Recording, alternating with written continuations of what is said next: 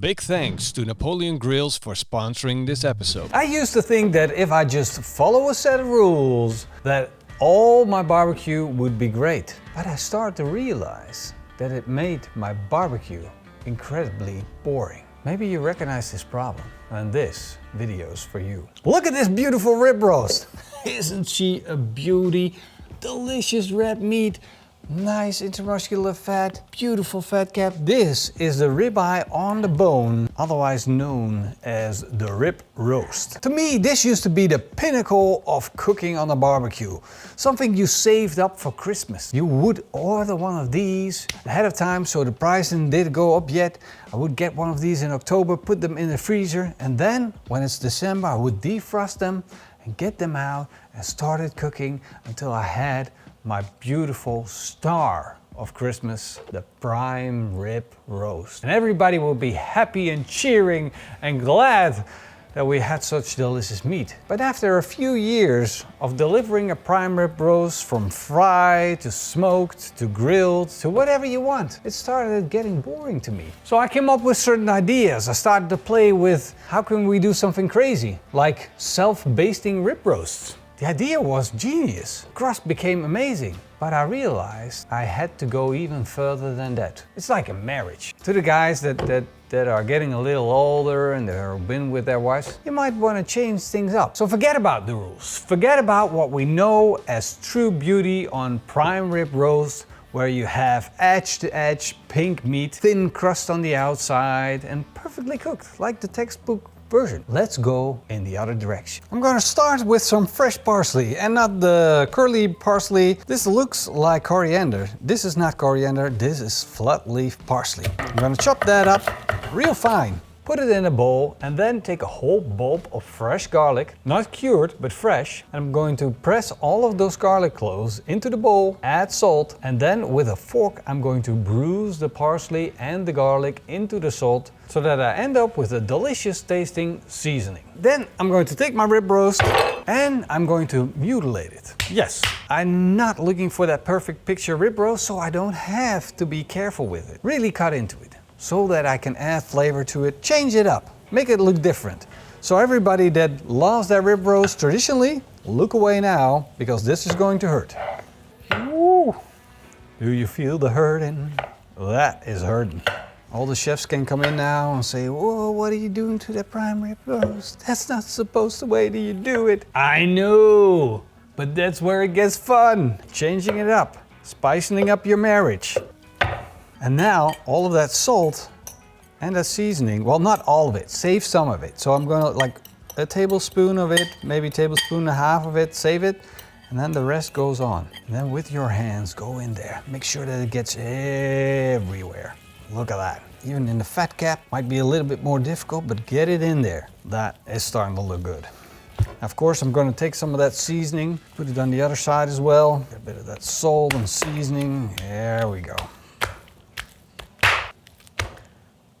Ugly as can be, but different. So now we can get to the next phase. Cooking this beautiful prime rib roast. I'll be cooking on my Napoleon Prestige Pro 500 beautiful gas grill. Of course, that in itself is nothing extraordinary because that's what I always do, but I am going to use a technique that is going to mess with your mind. Just think about the perfect rib roast with edge-to-edge pink meat, cooked everywhere to the exact same level, and then take that idea, throw it in the bin. I know this is the idea of the perfect rib roast, but nowadays you can do that sous vide. Just stick it in a plastic bag, couple of garlic cloves, rosemary, in the water. Let's just change that up. Let's just make something that people can recognize that someone with skills was cooking it. I'm talking about rotisserie style. Let's measure it up. The rotisserie is in, my back burner is here, so I'm going to stick the skewer in the center so that my roast sits perfectly where it needs to be. And then we're going to let that rib roast slide down that pole. Hoppa. Whoop-de-doo. And secure, place. And now it's good to go. So let's fire up that back burner.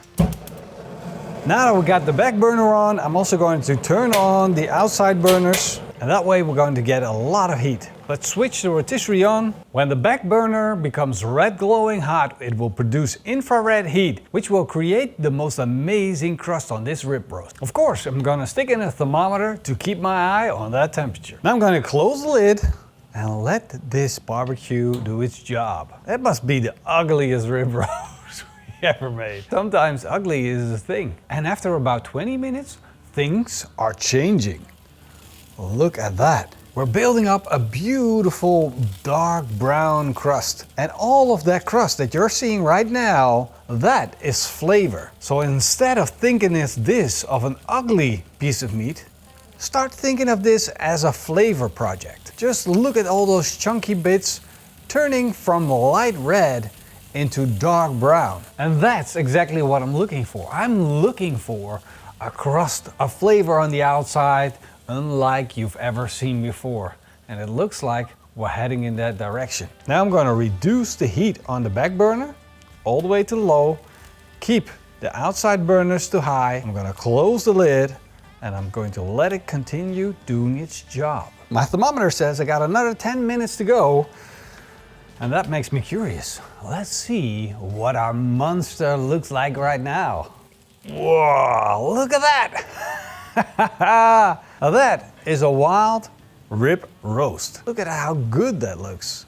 And I got one more trick up my sleeve. Remember that tablespoon of that salt, parsley and garlic? Well, I added a little bit of butter to that. And now that's going on to this rib roast. As you can see, my butter is falling off, so time to flip that rotation around. Let it rotate the other direction. And now, if I brush it on, it will stick on for a while, start melting, and just, you gotta stick it on. Get it in there.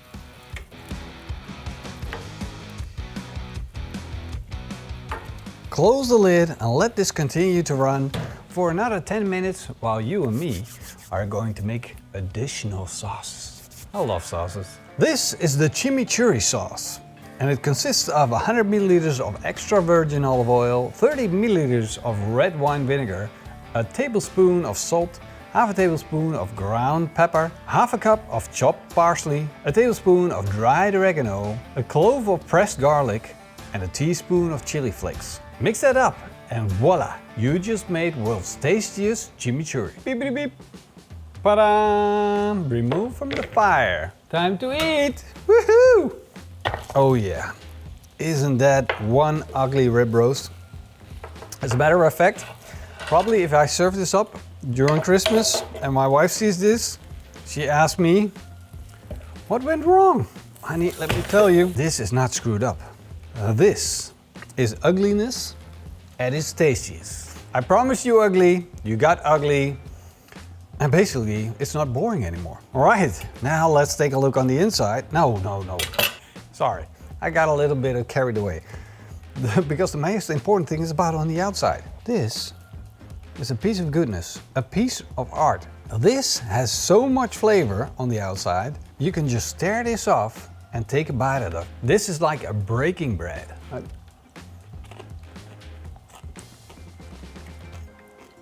Wow. Now, let's take a look in the inside. There we go. Remember, not pink from edge to edge. Trust me. Boom. This is perfectly imperfect. We got juicy meat, we got tender meat, we got flavor crust, we even got a little bit of smoke ring on the outside. This is what flavor heaven look like. I would rather have this any day of the week. I think this is a work of art. And the rest is just boring. This is so crunchy, so tasty, so fatty that you need something to balance it out with, and what better to do that with than chimichurri. Of course, you can find the recipe for the ribroast, for the chimichurri on our website. We've written it all down for you so you can make it too.